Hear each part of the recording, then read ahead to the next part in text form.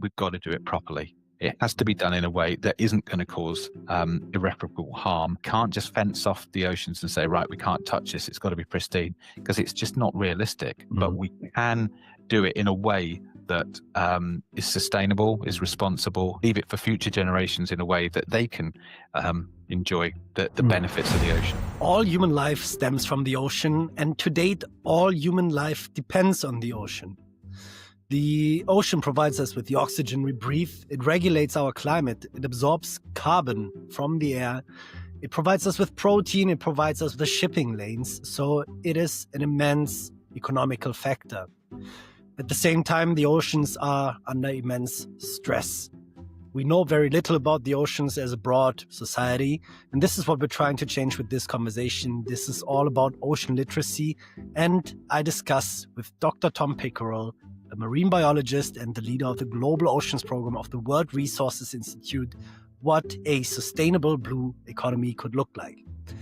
He's a fantastic guest for that, so without further ado, let's dive right in. This is Where the Ocean Meets, Dr. Tom Pickerell.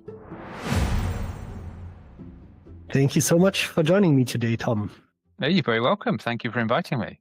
Yeah, and this conversation will be a lot about ocean literacy, and you are obviously a marine biologist. If you could create a curriculum that is taught at every school, first of all, how would you convince a principal that ocean literacy is important? Wow, and I think that's the 64 million pound question. I think one of the big challenges we have with ocean literacy is that everyone seems to like the ocean. People like going on beach holidays. People like leisure activities. A lot of people eat seafood, but they don't often connect it all together. It's just something that's there. So I think one of the challenges we've got is getting people, whoever they may be, to understand the importance of the ocean, first of all. So how they are reliant on the ocean. And secondly, then go into some of the challenges that are facing the ocean, because that way you've connected them with, yeah, this is important to me, and wow, these are some of the challenges. And so I think that's the way you start that conversation, going to the importance of the value of the ocean to people's everyday lives.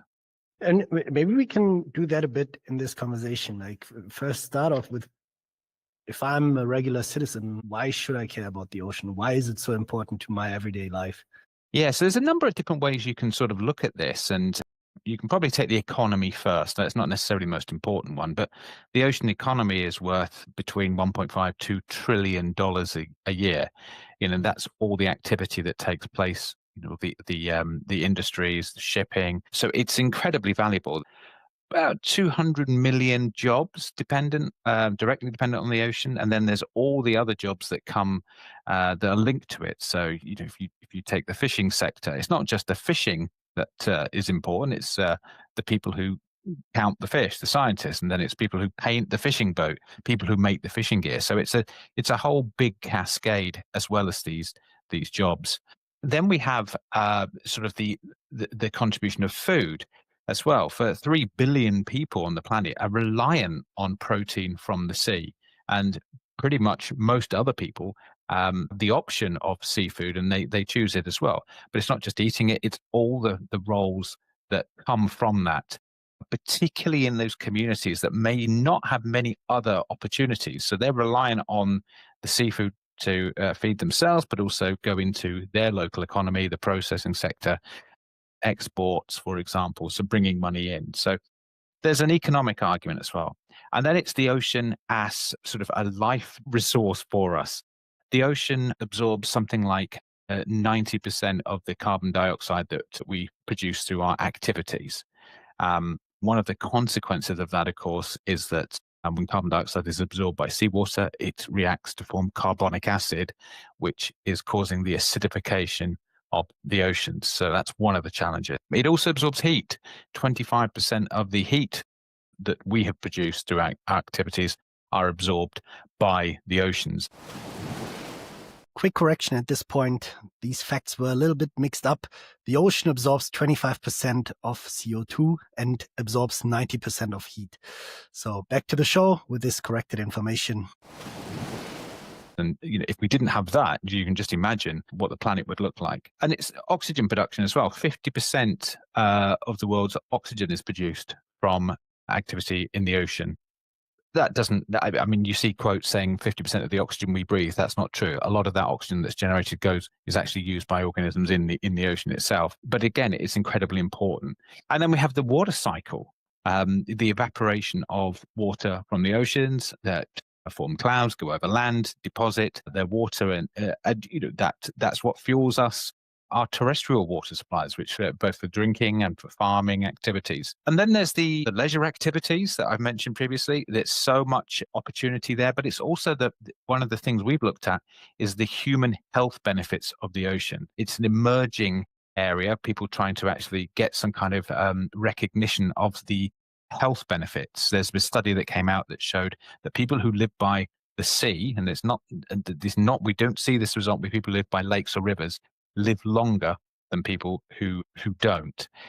There's also there's sort of the mindfulness and mental health benefits of seeing waves that's also been recorded. We did a report a couple of years ago on the human health benefits of a healthy ocean, and it was actually captured in some of the findings from the United Nations Ocean Decade Conference that was held in Barcelona. So it really received a good reaction. So there's a number of really important reasons why the ocean is, well, we are dependent on the ocean. So I think that's a really good place to start. And I haven't even talked about some of the solutions that the ocean can bring us for our greatest challenge, which is climate change. Yeah, so if I look at my notes, we already have quite the curriculum that could cover weeks of school. So we have the economy, let's call it a sub-thread of fishing and protein. We have oxygen production, water cycle, carbon pump, leisure activities, health. And behind all of these, we have mechanisms that, for example, produce the oxygen or how the carbon is stored. So these are all the benefits that the ocean brings. If we now look at what are the challenges for the ocean, maybe we can cluster these as well to have a bit of an overview, and then we can dive a bit into the different topics. Yeah, I think there's a lot of different threats, but they can be sort of categorized into a couple of key ones. The first one is overfishing. I mean, that has so many different consequences, both sort of economic consequences. It has food security and nutritional security consequences. It has livelihood consequences, particularly for those maybe small island developing states or coastal communities in the global south with not many other opportunities. But it also has ecosystem impacts. You have trophic cascades, it's called. If you remove a predator or a prey through overfishing, then you have unintended consequences that result in the ecosystem changing. So overfishing is one of the key threats we face, and it's something that can be addressed pretty straightforwardly. It's not rocket science. I keep saying it's fishery science. We know what we've got to do. When you manage a fishery well, or even not bad, you see changes and you see an increase. These stocks can rebuild, and there's plenty of examples of that around the world. But if you get it too far down, then they won't rebuild because you'll have that change in the ecosystem. So that's the first one. The second one that's often quoted is pollution, and I think that is a big threat. But people seem to get sidetracked on plastic pollution.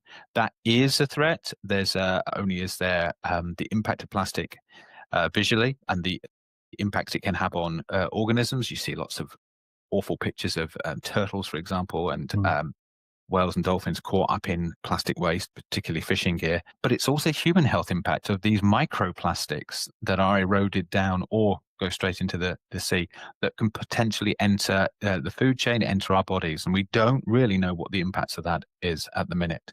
But it's beyond just plastic pollution. It's nutrient runoff from the land. So there's this real link between the land and the sea, and you get sort of fertilizers getting washed off fields, go into the rivers, go into the sea, and that causes algal blooms. So you get big, huge blooms of algae that can be, have human health impacts. They can have commercial impacts, such as shutting down shell fisheries that feed on these algae that actually have toxins in them. And then there's also actual chemical pollution as well, which is damaging the health of the ecosystem, damaging human health. So pollution is another bucket that we should consider. And then the third one, which is probably the most impactful, is climate change. And that that can go into a number of different things. I've already mentioned ocean acidification, but there's the economic impacts of warming waters, and that is fish stocks are moving offshore and towards the poles. So if you're Mm. in the equator region, your fish is moving to north and or south, depending on where you are. We're even seeing it in the UK, for example, where cod is sort of migrating at a steady pace northwards from the southern North Sea upwards. And, you know, if you're a fisherman based in that particular region and you have a history and a heritage and a quota for fishing that, then your fish is going. You can't always follow it, Mm. practical or legal reasons. So Mm. that's a change. And it may be for some countries like us in the UK, new species are coming in and new opportunities. We're seeing bluefin tuna, which is returning back to our waters. There's a big boom of octopus in the southwest of England at the minute. But if you're in if you're in the equator region, there's nothing to come in. So that's another consequence. Warming water also impacts current circulations, which could have huge global issues. For example, if the Gulf Stream was to collapse, Northern Europe, Northwest Europe would suddenly have a very different climate, which would have, you know, huge consequences beyond just the ocean.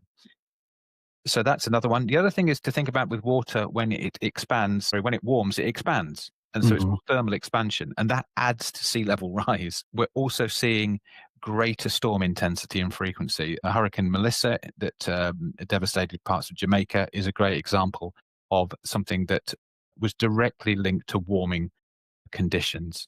So climate change has many different impacts, and I've only really sort of scratched the surface of them. But that would be, you know, in itself, letting people know that climate change is not just about things on land, but it's having huge impacts in the ocean, which will then have impacts on land as well. Mm. And what's always interesting to me is also how interconnected these topics are, right? It's like, yes, we have overfishing, but then fish stock are also under threat by warming oceans, if I'm not completely wrong. And then at the same time, if fish population expand again and grow again, there's also a massive amount of carbon basically that sits within these animals. Again, I might be wrong, but this is a bit my understanding so far. And then pollution further threatens livestock. So it's basically impossible to point at one thing and say, it's like, this is what we need to fix everything. Or am I wrong? No, I think you're right. I think there's no magic bullet.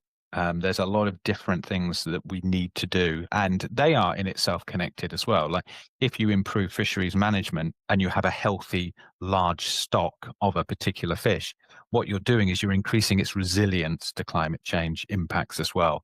That's, you know, so it's a double benefit, both for the fishery, but also for the species itself. If you have these protected areas as well, if you have these healthy stocks, they are more resilient to the impacts. There's more genetic diversity. There's more opportunity for these species, for example, to actually adapt to a changing environment. But if we've got populations that are stressed, that are low numbers, then you just don't have that resilience. So it's not just that binary decision like, yes, we've got to stop overfishing. You've got to look at the bigger consequences. And I think sometimes that gets lost in these discussions. People are very siloed. So it's like, well, we're only interested in the fish stock because that's our job. But no, it goes beyond that. And this is basically your job now. You work for the World Resource Institute. What is the World Resource Institute doing specifically also with a focus on the oceans then? Yeah, so the World Resources Institute was formed in 1982 in Washington, D.C., and we're like a think tank. Rather, we don't do advocacy like a sort of a WWF, for example, and that doesn't mean we disagree with that approach. It's just we do things different. We work with evidence, and not saying WWF don't, but we work with evidence and present the evidence and inform decision making through that. So it's not sort of active lobbying or advocacy and things like that. So that kind of gives you an idea. And we work on areas such as the cities, energy, food, land, and water, climate, economics, finance, and the ocean program. But we also have country offices around the world, for example, in Mexico, in China, Indonesia, several offices in Africa, and of course Europe. So we have we have that geographical program approach as well, so we can actually work specifically on the ground. So the ocean program, our key sort of approach here is working with an organization called the High Level Panel for a Sustainable Ocean Economy. It's often called the Ocean Panel. And that's 18 serving heads of state who have come together with a shared goal of having a sustainable blue economy. So that is a blue economy that is both it is protected, but it's productive, and there's equitable prosperity. And I think that's exactly how we need to look at working with the ocean. We can't just fence it off and say we can't touch this, we've got to keep it pristine. It's just not feasible, and people depend on the ocean. But we can't either just go in there and take what we want. We have to protect, and we have to sustainably manage activities. And we have to also ensure that, like I say, it's equitable prosperity as well. Local communities, local peoples are not being cut out of this prosperity. So that's the kind of the goal that the panel have, which is admirable. And they've worked producing evidence to say, how do we get from where we are now to this vision? That's formed, the evidence base of that has formed a document called the Transformations Agenda, which sets out 14 strategic outcomes that we want to see by 2030, and 74 actions that actually say this is how we get to there. And that's all underpinned or overpinned by a key commitment, which is these 18 countries have committed to sustainably manage 100% of their national waters. So that's waters out to 200 nautical miles, unless there's another country in the way. Collectively, these 18 countries make up about 37.5% of the world's national waters. So this commitment alone is one of the largest conservation commitments out there. And it's not just about conservation, it's about protection. Yeah, we're looking at roughly 30% protection in this zone. So it's very much aligned to the 30 by 30 target. But that remaining 70% is not just ignored, it's sustainably managed. And we do that through tools called sustainable ocean plans, or SOPs. And so 8 of the countries have already published their SOPs, which is brilliant, and the rest are working towards them. So that's the kind of the key thing the program works on. And our job is not exclusively, but a lot of the focus is on supporting the countries with making progress towards these 74 actions. We can't do all of it. They can't work on all 74 necessarily. So we've picked some priority areas with them. They've identified them, and they are obviously this 100% approach, ocean finance, because finance is absolutely essential, ocean equity, which incorporates ocean literacy, as well as ensuring that local peoples, local communities, indigenous peoples are part of the conversation and decision making. Blue foods, which is really important, and ocean climate, and global ocean observations, which is the scientific sort of recording of data, which really is important because it feeds into modeling. So that's the kind of the sort of the structure of how we work and support these countries. Okay. And how's that group of countries, or what's the composition of that group of countries? Obviously, they are all probably have a coastline, but is it a mix of different archetypes of countries? Yeah, there was an original 14 countries. It's now 18, and the countries range from Canada, UK, France, Portugal, Norway, Chile. There's Namibia, Ghana, Kenya, and the Seychelles from Africa. We have Japan. We have the UAE from the Middle East, Australia, Palau, Fiji. So you can see there's Mexico as well. There's a big range of countries. Like we have these sort of European countries, Northern Hemisphere countries. We also have African countries, small island developing states as well. So it's a really good mix, and there's a real nice complement in different sort of priorities, different experiences. And what's great is there's a lot of knowledge sharing between them and learning. So, like I say, we're now at 18 countries. The aim is to keep, it's not something we're sort of actively seeking new members. It's really self-identification from ocean leaders who feel that they're working towards this shared goal. And you mentioned 30 by 30 earlier, which is quite a well-known concept in the ocean space. So it's about establishing marine protected areas. Would you say this is the strongest tool in the toolbox? I think it is a tool in the toolbox. I think it has a lot of contributions to many of the challenges. It offers refuge for species, it can have habitat, it can regrow, and it adds to the resilience that we mentioned before. I think if you do it on its own, if you just focused on 30% protection, you would not succeed in having the goals of a sustainable blue economy, because essentially you're ignoring the rest of the ocean, the sort of that 70%. So you've got to have the 30, definitely. I mean, 30 is, I mean, there's arguments that that's an arbitrary number. It could be 29, it could be 35, but you need to have this, these areas that are protected.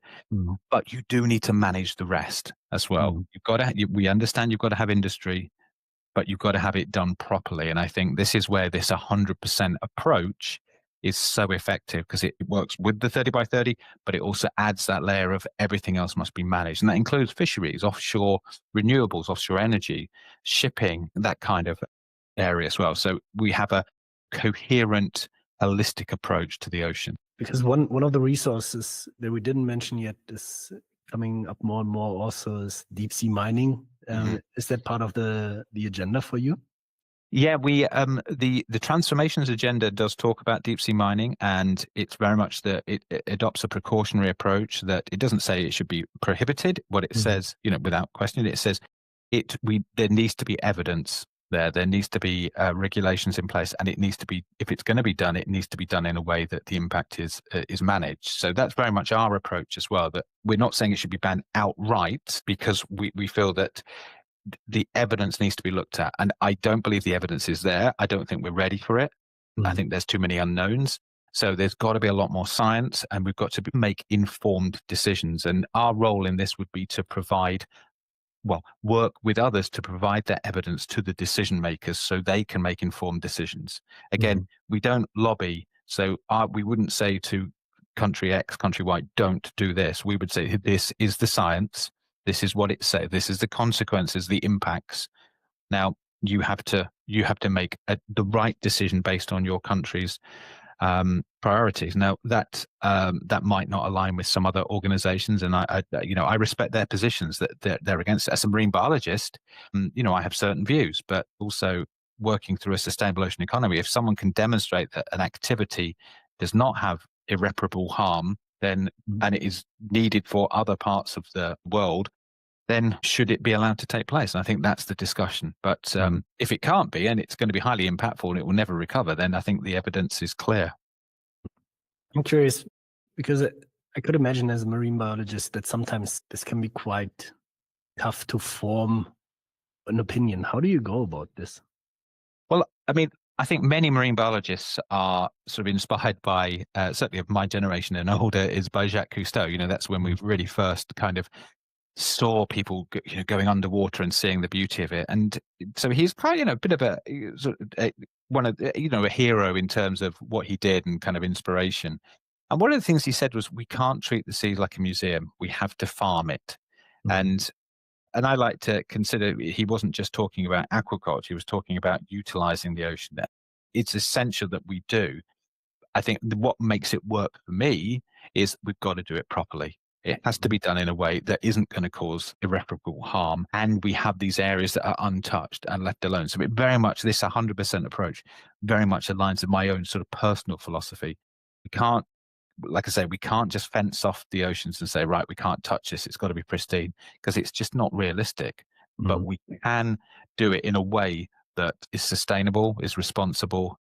It doesn't leave, we leave it for future generations in a way that they can enjoy the Mhm. benefits of the ocean. And there's a couple of platforms out there like Netflix that every now and then they bring this documentary which changes people's minds. So many Mm, people say it's like, I'm never going to eat fish again after seeing a specific documentary. Or now also with the new Our Ocean movie by David Attenborough, when they first filmed this bottom trawling, right? This touches people's hearts and changes the way how people think about it. At the same time, it shows one side of the coin, and it shows this one side of the coin so drastically that there's almost no space to look at the other direction of the coin. So, for example, I visited a fisherman in Pondicherry in India. He's a small scale fisherman. He's providing for himself and his family and also feeds a bit into the local market. And he did bottom trawl. What do we say to these small scale fishers? Are they not allowed to do this anymore?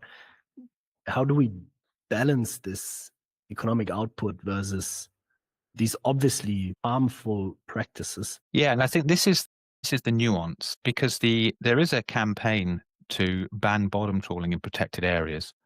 And Mm, I think that's absolutely sensible. If you have a protected area and bottom trawling, which is high impact, notice I say high impact, not necessarily mm, highly destructive, because it does depend on what you're trawling over, but it is going to be high impact regardless, then it shouldn't be allowed in protected areas. And I don't think that's an argument that many people, if anyone, is actually arguing against. I think the messaging did get a bit confused when the film came out. It was like ban bottom trawling, full mm, stop. And it's like, well, I don't think that's what's being said here. I think what's being said is it should be banned in protected areas. For those people who want it banned outright, then you've got to put the question to them and say, well, what about those people that are actually reliant on it? And what about those fish that can't really be caught in any other particular way? Or what about mm, in areas that have got really high really high currents and nothing sort of three-dimensional is growing? And is it really having that much of a negative impact? Is having an impact? Is having a negative impact? mm, Or even, are there acceptable footprints for food production? Fisheries are often held to such a high bar compared to everything else. And it's like, mm, are we being realistic here? Can we accept that there is going to be an impact? There is going to be a negative impact, but what is acceptable and what is not acceptable? And I think that's the discussion. But that's very nuanced, and that doesn't sell papers mm. or get Yeah. headlines. What gets headlines is ban this form of gear. Now, there are certain forms of gear that should be banned, like poisoning and explosives. There's just absolutely no justification for that. That should be outlawed. And we had the drifting gill nets that was banned on the high seas. And yeah, you can understand that, and they're all alternatives to fish. I think on the issue of like trawling, I think it is more nuanced. Mm, Um, there should be a shift. We could shift as much as we can to lower impact forms of fishing. I think that's sensible. But again, you need to be very clear how we're going to, how we're going to make up the reduction in efficiency. A lot of this is driven by efficiencies of catch. But if we can do that, then yeah, that's thing. This is where we as consumers have an opportunity to say, if we don't want to buy trawled fish, then we have an opportunity as consumers to say to the market, we don't want to buy that. We want to buy this instead. But that doesn't happen. In fact, mm. when these programs come out, there's often a spike in sales of seafood because it actually gets people thinking about it. It's like, oh, fish. We don't System one and really. system two thinking. Yeah, absolutely. Yeah. So there's not often this link. You get a lot of news, a lot of awareness of the issue, which I think is good, but sometimes the messaging and the focus gets lost, and the wrong challenge is highlighted.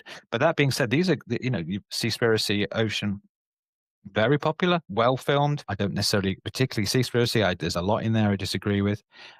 It came from a vegan agenda, which is Mm. it's absolutely respect that view, but that you've got to be aware of where it's coming from. Yeah, I remember in that movie, one of the big targets was MSC as a sustainability label. And we don't have to get into the details there, but would you say that MSC is one of those examples on how to manage the remaining 70%? Because in my understanding, MPAs are only truly marine protected areas if it's no catch zones, no bottom trawling, like you really leave this ecosystem alone. No fishing, no activity, maybe a bit of diving, no touching. Um, is that the right lens to look at this? I would see this is another example of the nuance. So what you've just described is a no take zone. Mm, So that's, you have an area that you just don't do any activity in it. But a marine protected area is protecting a feature or a habitat or some and what the way it's described is that doesn't prohibit all activity, only the activities that will have a negative impact on that feature. So mm, the question I would put to you is, if there was a coral reef in this area and we put a box around it and said this is a marine protected area, so you don't want to trawl in that, absolutely get that, or dredge, because that will have a direct impact. But should we ban line fishing that fishes maybe a meter depth? Should we prevent pelagic trawls that don't touch the seabed? So that's a question for the managers. It's like, well, no, if it doesn't have an impact on the habitat that we're protecting, then why would we do it? Why would we prohibit it? If we just want to say this area is out of bounds for all activity, then that is a subset of a marine protected area called a no-take zone. mm, So that's one question. And the Marine Stewardship Council, and I'm a member of the Marine Stewardship Council Stakeholder Advisory Committee. So So I'm not involved in the governance structures at all. It's a stakeholder advisory role. And I've been very clear with the MSC. I think the MSC is very good. Is it perfect? No. I Mm. think it is very robust. I think it is one of the best certification schemes. No, some people don't like it. I think some of the reasons people don't like it are maybe not as transparent as they make out. But can it be improved? Yep. And the team works very hard to do that. They try to take into account all the different views. But what it does do is it does offer you a level of assurance. And I think that's particularly useful for retail that can say, yeah, we don't have the ability to go and check all these fisheries. And this standard has been done. The MSC doesn't certify themselves. They just hold the standard. It's done by Mm. independent bodies.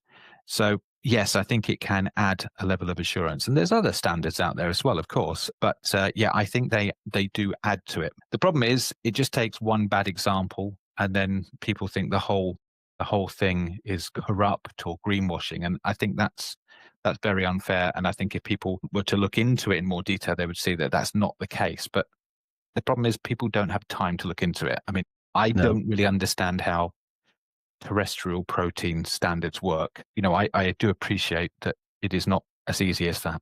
And then at the same time, I think very, very, very few consumers know how the ocean works, which brings us again to this topic of Yeah. ocean literacy, right? And why it's important. Because I think on land, right, people now have an understanding maybe of the different farming methods, specifically when it comes to also how animals are held. And in eggs, there's now a very clear differentiation.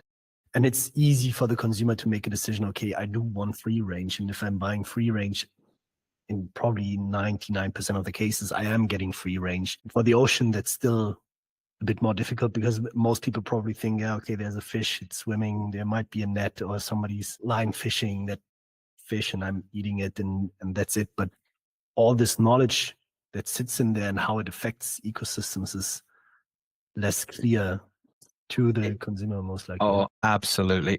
It's such a difficult subject.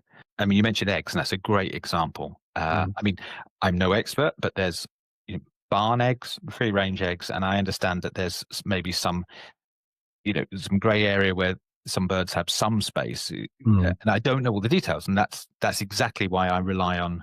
I'm trusting the retailers to do that thinking for me. It's called choice editing. So that's an example there.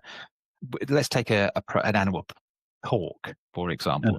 There's the factory farming, and there's the whole spectrum of they have lots of space and they're outside and all that. Again, I don't know the details about that, so I'm very well. I don't actually. I'm pescatarian, but if I was choosing it for someone else, I would rely on the supermarket to do that thinking for me. But with seafood, oh my goodness, we're not just talking about pork. We're talking about 2,600 different commercially popular species, and if there's a tail that goes down several more. There's different ways of capturing. So you've got the same species caught in different methods, which they all have slightly different impacts. And then you have farmed versions as well. How do I know is this fish farmed? I don't know anything about fish. So what is it? And is farming all bad? And the number of challenges is incredible. It's like this one species might be sustainable in terms of stock numbers. There's tons of it, for example. But what I don't know is that when it's caught in this particular method, it's actually wiping out this other species. I don't know that. So how do I make it? I don't know anything about it. How do I make a challenge? And some NGOs that produce fish lists, which are, I think they're useful if you're really into it. But how many people are actually going to go to a supermarket with the fish list? No. Because it doesn't always give you the information on the pack. It maybe just says this is from FAO Area 52. Brilliant. How was it caught? It doesn't say. It just says where it's from. So generally, if the product says how it was caught, it means they're selling something. There's the line caught. You advertise the better forms. So it's really difficult, and you are reliant on the supermarkets to. And I think some of them do a great job. They do a lot of due diligence on it, and they make the choices for you. So you go into their store, and you can kind of be assured that certainly at least the worst stuff is not on sale. very, very difficult, just seafood on its own. Uh, and then as a consumer, you also don't know how important is a specific fish for an ecosystem, right? And how Absolutely. much under stress was that ecosystem and all that. So, and that brings me to another topic, right? You speak to heads of state on the ocean, and presumably maybe they are 5% more educated on the oceans than a standard consumer. What are the biggest roadblocks that you encounter when you speak with head of states on informing their ocean roadmap, so to say? I think it's just the sheer volume of things that they have to deal with. The ocean is just one tiny part of their portfolio. They're responsible for everything. And so when you do get some heads of state, President Whips of Palau is a great example. Palau is obviously a small island developing state, also known as a large ocean state. It's surrounded by ocean. He's incredibly bought into the ocean and the importance of it because it has such a huge impact on Palau, as cultural and economical. In fact, I think he was recently the first head of state ever to be interviewed underwater at Aquilon, which was fantastic. So he's really bought into it. So he's someone who is involved. But then, have other heads of state who have, maybe got a much wider sort of remit, much bigger challenges, and it is more difficult. But the good thing is the Ocean Panel heads of state are all committed to this. And so whilst they may not necessarily be directly involved in every conversation, we do get like communiques, for example, that go out once a year that are signed by at the head of state level. So we know that the head of state has seen and signed off on the content of that. And that gives you a great deal of confidence that this is an important matter, it's an important issue, and they have representatives, that represent them in the meetings we have, who are there speaking on their behalf. So that's really important as well. So we have the buy-in of these countries to actually take these actions. And one of the things we're working with them on, we have a 26 to 30 work plan, which identifies these priority areas I mentioned earlier. And so it sets out what we all collectively want to achieve. Now, there's going to be other areas that some countries are interested in as well, and that's fab. But these are the ones that all 18 have agreed are the priorities. And what we do each year as well, we have an annual plan that goes into even more detail, more granularity, that says this is what you are going to do, and this is what we at WRI are going to do to support you achieving that. So it's a really, rather than just be this nebulous, yes, we're going to work on the ocean, it's right, we're going to do this, we're going to do this, we're going to do this. And each of these little building blocks will collectively build our sort of tower towards that vision. Can we go into that a bit more detailed? Because I wonder how easy or difficult that is. I want to make one example. Often I have that bias myself, right? We do a lot of work in the Global South in my day job when I'm not doing this podcast. There are elements that are really difficult to understand if you grow up in a specific culture and then if you visit another one. And one of those topics is really how poverty is driving short-term decision-making in specific areas. For example, we got active in a community in Indonesia where people use plastic waste to build the foundation of their house in a river. And obviously the river would take away the plastic and bring it back into the ocean. So we said, okay, we're going to give you limestone to build the foundation, but you keep the plastic out of the river. And they said, okay, cool. We brought the limestone. The next day they sold the limestone because they wanted to make money. The plastic stayed in the river and the example failed. Now you can't judge them for that because there's no monthly paycheck. People do live from hand to mouth, and finding the right interventions there is really difficult. And now if I look at the mix of countries that you have in the coalition, or not coalition, but say the Ocean Panel, how does the work that needs to be done in the UK compare to that, for example, of Palau? It must be completely different, huh? Yeah, and I think this is why mentioned the transformations agenda that has 74 priority actions in it. Some of these actions are just not going to be applicable everywhere. So, and we understand that. So there's absolutely no commitment on the countries to deliver all 74 for a couple of reasons. Number one, not every country's got mangroves. So that example wouldn't work everywhere. But secondly, some of the countries in the Global South have said, we support all of these, but we can't deliver them all in the time frame we're talking about, because we just don't have the capacity, the resources, the expertise. And that's totally understandable. And the panel was really clear that these 74 actions are voluntary commitments, because that way we could sign them all off and say, these are important, because this document is not meant to be just for these 18 countries. It's meant to be adopted by anyone else who, this has gone through such a big process and sign off. So hopefully the credibility of it is high. So another country can come, oh, this is actually what we want to do. So that's one way we do it. It's doing that kind of, we're not holding people to the same level. So some countries have come out and said, well, we're going to work towards 74 because that's what we want to do. Others not. This is not a priority for us ever or at this time. And so we have to respect that. The second one is when we do these work plans, it is consensus. So it's like, what is a priority for everyone? And that's where we could have drill down and everyone can say, yes, this is something we're interested in doing and we can contribute to it and we can work towards it. So this work plan was signed off at the very highest level as well. So that gives us a filter of these collective areas we can work on. And like I say, that doesn't mean there's other areas that we're ignoring. If a country comes to us and we have funding to deliver something and it's only going to benefit one country, that's still very important, very impactful. But obviously the priority is to do work with everyone. And the third one is a lot of the issues are driven by resources. And so ocean finance is incredibly important as well. It's working to secure that level of investment into ocean work. And your example is really important, because maybe we need another approach is to look at, right, we know what we want to do. We want to have sustainable ocean economy, and we know what we want to achieve and how we want to do that. We've talked about the three sort of the protect, produce, and equitable prosperity. And if we know how to deliver that, then maybe one solution is you get investment into a project for producing the results. So rather than we're going to throw the money at you, and I've been to and I'm not saying that's what happened with the limestone example, but I've had a great workshop we did last year when people were saying money is not necessarily the problem. Getting that initial $1 million or $50,000, that's not actually what's needed. What's needed is that support, the education, and investment. Long-term investment. And that really opened my eyes to it as well. And it's like, we know where we've got to go. If we can get people, and this is where the ocean literacy comes in, we get them to understand why it's going to benefit them in the long run.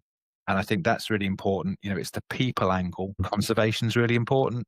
But if we lead with conservation, I think sometimes we miss that messaging. It's like, no, we're doing this for you, but you do need to conserve this area, or we do need to protect this ecosystem because ultimately you are dependent on it. But everything is being done to assist you in this way. So I think that's how to do it.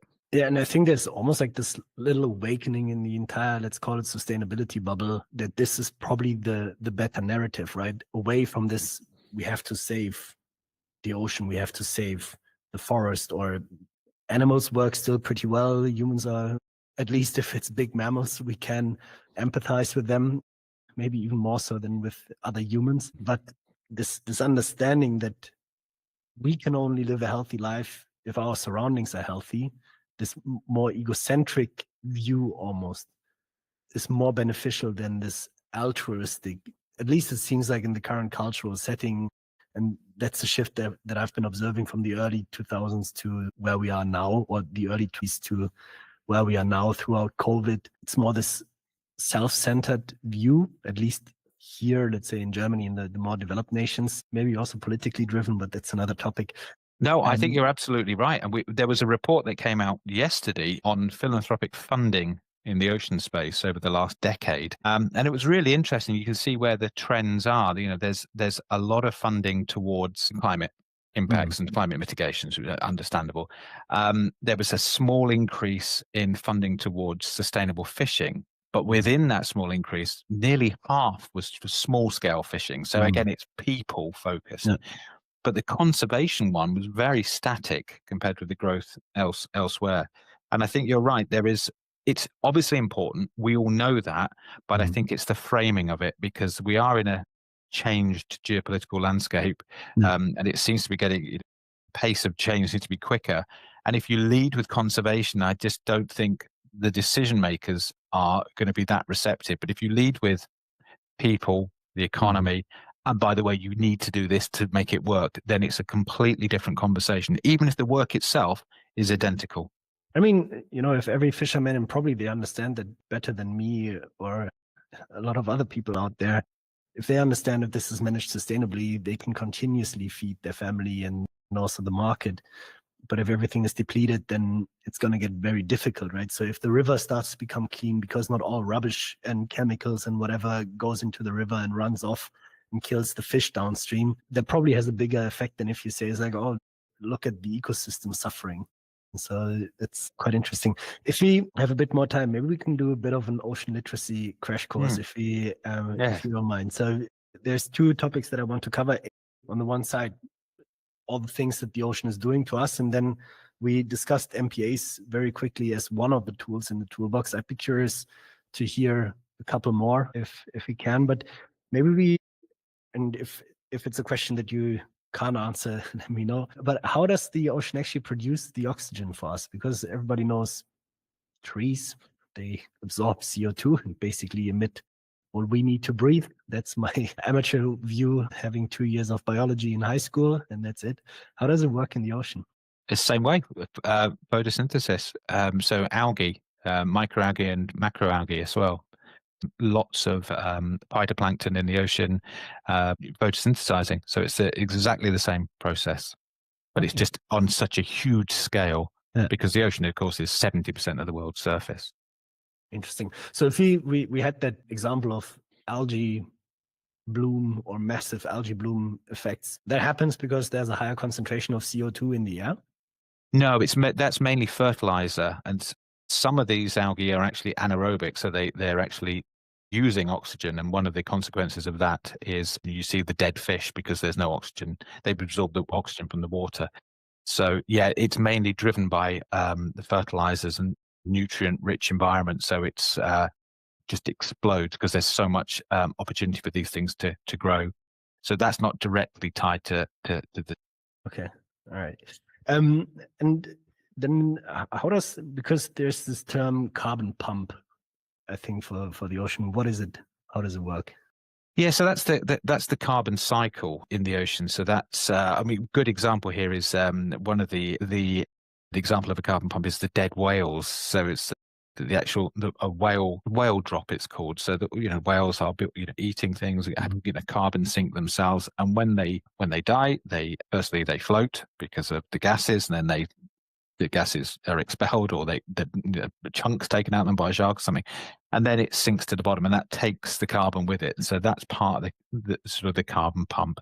It's not something I've sort of studied in depth, as more of an oceanography thing than a sort of a marine biology example. But essentially, it's these sort of nutrient cycles or chemical cycles that are happening every day, and they have just a huge contribution to our survivability. And the same thing happens on similar kind of cycles happen on land as well. Okay. The health aspect that you mentioned. I actually moved my family to Portugal now for the winter because we can't stand the cold, long Berlin winters. I'm 5 kilometers away from the ocean. What did you find in that report? Is there a clue why people that live by the ocean live longer? No, that report we didn't publish. It was published externally, but I'm very happy to share the link with you for it. But there's not one factor. I think there's lots of different factors that are involved in it. There's also one of the questions, of course, is rich people live by the coast because they can afford it, so they have better food and healthcare and standards of living, and that's probably a factor. But what was interesting was those people who live by rivers and lakes, which are often in a similar kind of bracket. We didn't see that increase either. So there's definitely something, and one of the things is the motion of the waves, Heraclean motion, I think, or something like that. That is meant to be we're very receptive to that in our brain, and it sort of releases endorphins or similar. And that's meant to be a really sort of a nice thing for us. And that's potentially got health benefits. I don't know what they are. I think it's still emerging, Yeah. but it is fascinating. And the number of people you speak to go, yeah, I love going to the ocean, just standing there looking at the sea. Yeah. I've just come back from a trip to Mumbai, and the number of people who were just sat on a seawall on Marine Drive, which is a very famous area, just sitting there doing nothing, just looking at the water. And you think, wow, this is incredible. People were just enjoying the water. And, there's no beach there. It was like seawall and then bigger concrete blocks. Yeah. But and you see that throughout the world, whatever culture, whatever people, there's just something about it. And so I think that's how we've got to connect. It's that emotional connection. And I think that is the key to ocean literacy, is connecting emotionally. We can produce lots of facts, and I can produce so many facts and give you facts that why the ocean's important, but it's only going to work if it connects to you emotionally. And I think that's why things like enigmatic animals, like everyone, whaling is such an issue that hardly anyone is supportive of whaling. It's because there is that emotional connection to these beautiful creatures. There's no economics involved. People can say, well, actually, we can harvest whales sustainably, some species. No one cares. That's not what they're interested in. Exactly. We care about the whales. It doesn't matter if you can do it. And maybe there's some exceptions from, people from, like Inuits and people who do it culturally. People are like, well, we're not incorporating that because they take one, a season or something like that. But, so I think that's the key. It's that emotion. Yeah. And it seems to be really baked into our DNA. My daughter is 20 months, so she can speak a little bit. But when I took her to the beach, the first thing she does is she runs towards the ocean. And all she wants to do is have a little feet stand at the place where the ocean meets the sand and the waves roll in, and just have the water play around her feet. And she could do that all day. Like, makes her so happy, which makes me happy. And maybe that's what's driving longevity. It could be, but I mean, one book I would absolutely recommend people read, even if you consider it a work of fiction or you consider it complete fact. It's called The Aquatic Ape Hypothesis by Elaine Morgan. And she postulates that we went through a evolutionary phase in the water. And that's one of the reasons why we have, unlike other primates, we don't have a lot of body hair. We have sort of a thin layer of blubber over us. The way the hair that we do have on our body is like designed to sort of drip water off. Why our brain is essentially, long chain omega-3 acids, which from shellfish. So it's a really interesting book. I found it fascinating. Like I say, there's a lot of people who question it or criticize it. That's fine. It's a good read. Yeah, fantastic. And so now we covered some of the aspects. As a marine biologist, if you could take every human on Earth diving, what are the 2 places you would take them to really get them interested in, or to make them want to study the ocean a bit more? Maybe one beautiful place and one where you say is like, this is so devastating that once you see that, you want to help. I mean, obviously I think one answer is the Great Barrier Reef. And I think that could probably do 2 things there. One is to show the sheer diversity of life there and the beauty, but also show the impacts of coral bleaching. And that is, I think that's an emotive opportunity to people to see this is what it is. This is what it looks like when coral bleaches, and everything just dies. And it's awful. But I would also take people to Monterey Bay. It's a slightly different thing. And again, there's a story there. Monterey was famous for their sardine fisheries there, but there was also the sea otters, who were beautiful little things, and they were hunted for their pelts and nearly wiped them out. And one of the things that the sea otters eat are sea urchins, and the sea urchins then exploded because there was no sea otters. And one of the things they eat is kelp, and they eat the holdfast of the kelp. And Monterey Bay is full of kelp forests. And because the sea urchins were just exploded, they ate the kelp holdfast. The kelp, then everything died, and then the fishery collapsed. And this was the whole industry. And it just goes to show one consequence went through. Then the sea otters, we found a population in California. They reintroduced, they spread a bit, they're protected. And now we're getting to that position where, there's kelp forest back. I think seeing that and hearing the tales of what happened would be something as well, to show Yeah, but we didn't touch the kelp. We didn't touch the sardines. No, but you touched the sea otters, and Mm, they're all connected. And I think that's a wonderful story. There again, there's a scientist, Steve Palumbi, who's written a great book about that whole episode, which mm. is that just shows you the example. And there is hope, there is recovery. Can you recall the name of the book? No, I Steve can't. Palumbo, you said, huh? Steve Palumbi, yeah, it's I'm sure it's something maybe like Rise and Fall of I'll figure it out. yeah, it's a really superb book. Yeah. Nice. That sounds fantastic. And I think that's one of the stories where it went well. When we talk about the tools that you have in your toolbox, are there any other stories that come to mind where you say it's like, this is where an intervention worked really well, something that might work in other parts of the world, something that gives you hope? Yeah, in Shetland, the group of small islands at the very sort of north, get to North Scotland and keep going. They used a tool called a several order, which is it's a fisheries tool for shellfish, and what it does is it severs the right to people who are not within the order to fish for shellfish. And what they used it's normally used in very small areas.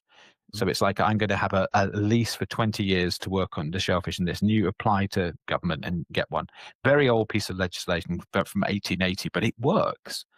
And they took a different approach, and they had the whole of the Shetland Islands become a several order for the shellfish. It's several species of shellfish. And the fishermen who were based there were all part of it. So now they have security of tenure. It's like, right, this is our fishery now. And the fishermen manage it with the council, I think it is there. No, they can say, actually, this is benefiting me. They're some of the strongest managers because they can see it's like, right, I know exactly what I get. My competitors get this, I get this. It's all going to benefit us. So I think this kind of local management, you see huge changes because you don't get that race to the bottom where I've got to get this because if I don't, they'll get that. They'll take it and they'll win. It's like, no, we're all going to win, but we've all got to do it properly. And then this kind of approach is, again, it's not rocket science, but it just needs doing. And when it's done properly, then it's really successful and everyone wins. And I think that's the key point, is getting to that realization that, you know what, we can all win. One example where it's not happening is the Northeast Atlantic in the mackerel, herring, and blue whiting fisheries. Some of the best science in the world. We know what the quota needs to be, and the countries who are fishing these cannot agree how to share the quota. So it's like having a cake and everyone says, right, I want a bigger slice than you're offering. So that's not going to work. We can't all have a bigger slice, but they're doing it. And so what's happening is they're overfishing this fishery, which is really difficult to overfish, but they're doing it. And, the latest data for the mackerel was there was a 70% needed because they've overfished it. And Yep, this is what because they can't agree how to share it. And are there tipping points where a fishery just cannot recover anymore? It would greatly depend on the species. It would depend on the conditions. But a good example, the well-quoted example, is in the northeast of the US, the cod fishery there. That collapsed to such a level that it's just not recovering. And there's still cod there, of course, but it's just not, there's not enough there now to cover. And some of the prey it was preying on, the juvenile cod, has now exploded and it's now competing with the juvenile cod. And so that's another factor. So it's an ecosystem consequence of our impact. And so that's a real worry when it gets down to a certain level. And it's not like an arbitrary, I can't give you a figure. No. But once it gets to a particular level, then it might never come back. Certainly not in the level it was before, because the landscape has changed, or the seascape has changed. Is there a tip that you can give people that like to eat fish? How should they go about it? Is that even possible to make an all-encompassing claim? Yeah, I think that there is. I mean, there's one thing I can say that I know I wouldn't get pushback on from anyone, which is farmed, non-fed bivalves. So that's mussels, oysters, clams, scallops. So if it's farmed and it's non-fed, which they aren't, so they get their, you're not adding feed to that. They are the most sustainable source of long-chain omega-3 acids. You can pretty much eat them and your impact on the ocean will be minimal. These are good for you. They're healthy. That even the way of harvest them doesn't really have a negative impact, particularly for line reared shellfish. That is the kind of advice. Okay. Other than that, it's impossible because name a fish, I'll give you three different Yeah. things. It's very difficult to give you blanket advice. Other than that, I mean, there may be one or two other examples, but that is really the safe one. And if there's people out there that now listen and say, okay, I want to change my buying behavior, are there any tools that can help you inform this? Anything that you would recommend? Yeah, it depends where you are. The Seafood Watch tool from Monterey Bay Aquarium is very good. And a lot of the retailers use it themselves. So you don't have to go in with a card. And actually, you go to retail and it tells you what this is green, this is orange. Green means buy, orange means it's okay. Think to what, it's got improvements to make. Generally, going to a retailer, a good retailer, they do a lot of the choice editing for you. I wouldn't say it's perfect. There will be challenges, but that's pretty good. But the best thing you can do is ask questions and go in and say, where was this caught? They probably won't be able to tell you. But if enough people do that, then that message gets through. So that's that. I mean, I've heard people say only buy from people like fishermen That's great for one aspect, like you're supporting a local fisherman, but the fishery could be unsustainable. No, it could be perfect. You don't know. So that advice only goes to a particular aspect. So it is tricky, but just keep asking the questions. Okay. And I just have to open this real quick before we end the conversation. You're working with 18 nations. If you look at how multilateralism works lately, it doesn't look very promising. Do you feel this is different if you have such a targeted focus on something where the nations actually agree on? I think this year has seen good and bad multilateralism in the ocean space. We've seen the High Seas Treaty, or the Biodiversity Beyond National Jurisdiction Agreements, at BBNJ. That was ratified by over 60 countries. I think we're now at 70 odd. So that's now gone into the next phase. We shall set up the COP, BBNJ COP. That's brilliant. That's so good. And so the next, obviously, that's not done it yet. We've got to take it forward, but that was a brilliant thing that happened. We've seen the WTO agreement on harmful subsidies, Fish 1, so that's the first part, come through as well. That's great. Took 20 years to get to it, but we did it. Now we've got to work on Fish 2, which is needed as well. So that's two really good things. What do they do? So harmful subsidies this is where taxpayers' money is given to fisheries who are overfishing, for example. Okay. So what the Fish 1 does is it's stopping subsidies going to fisheries that are overfished. So you can't, if you're fishing a overfished stock, you can't get subsidies for that. Fish 2 looks at actually the drivers who are overfishing and illegal. So it goes into a bit more detail. But this is great. This is one of the challenges we've got with fish. Good news. The bad, the IMO, the International Maritime Organization, spent ages on a net zero framework with the support of the shipping sector that was looking at sort of helping them transition towards net zero fuels. So great. Loads of countries supporting it, finally getting everyone together. The US and Saudi and maybe a couple of other petrostates actively, and I'm talking like really seriously, lobbied countries to vote against this. Trump came out and said it was a scam and it was a tax, and he was going to do X, Y, and Z to countries. Tariff, and maybe it works.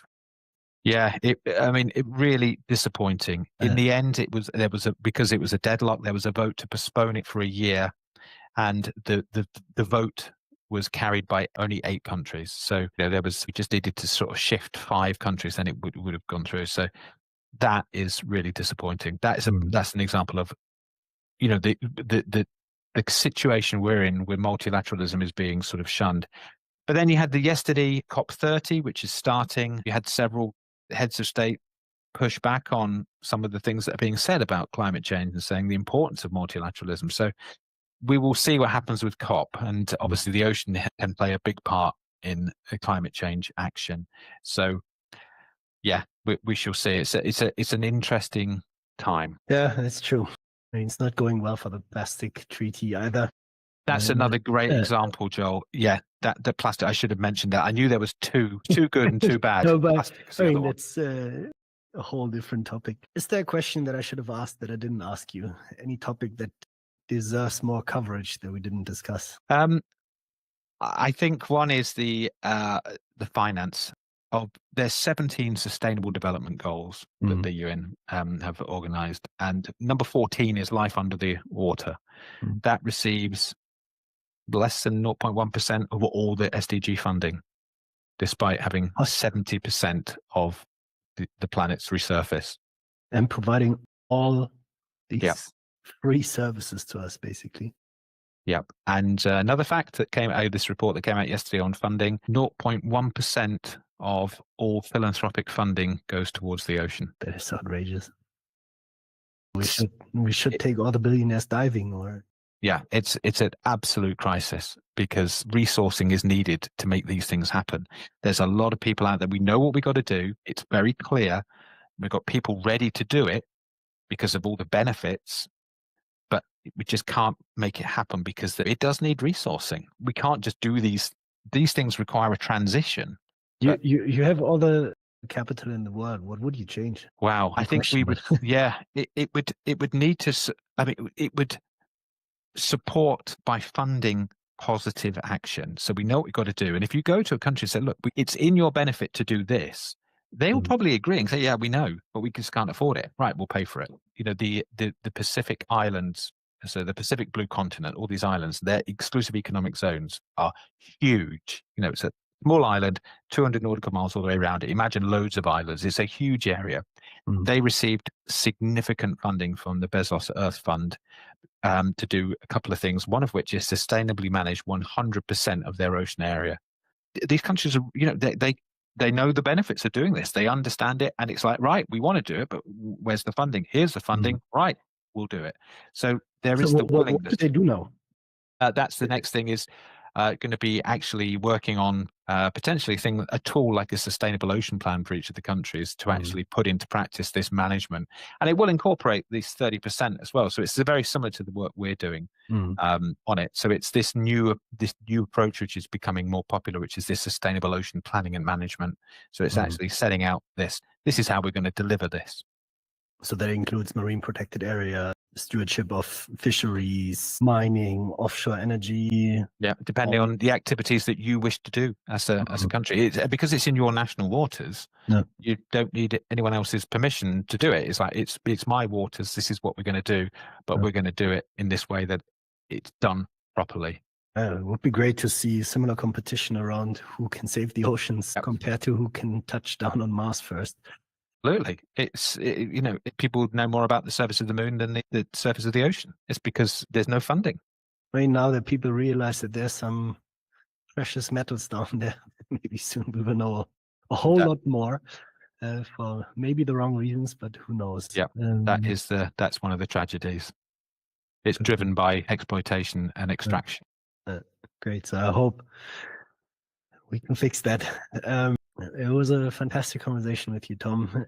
Any other story that gives you hope that we want to share before we wrap up, or do we cover? I mean, there's a lot of people, passionate, driven people working on this, both in the NGO community, but also in government, and you know the private sector as well. And I think that, and what really impresses me is the members of this sort of the youth community coming through and their energy and their drive as well.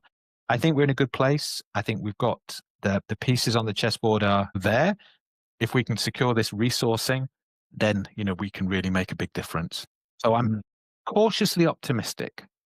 I think that's the right mindset. Be cautious, but also be optimistic. Personally, this conversation did give me a lot of hope. Thanks a lot for all the work that you do. And thanks so much for your time today. You're welcome. Thank you very much indeed for having me. Thanks, Tom. If you enjoyed this episode, please make sure to follow the podcast on whatever platform you're listening to. And also make sure to check out the episode with Dr. Fabio Favoretto if you want to learn more about the discussed topic of marine protected areas. And also the episode with Christina Biggs shines a lot of light on biodiversity and the stresses that it faces. So make sure to listen to that episode as well if you enjoyed this one.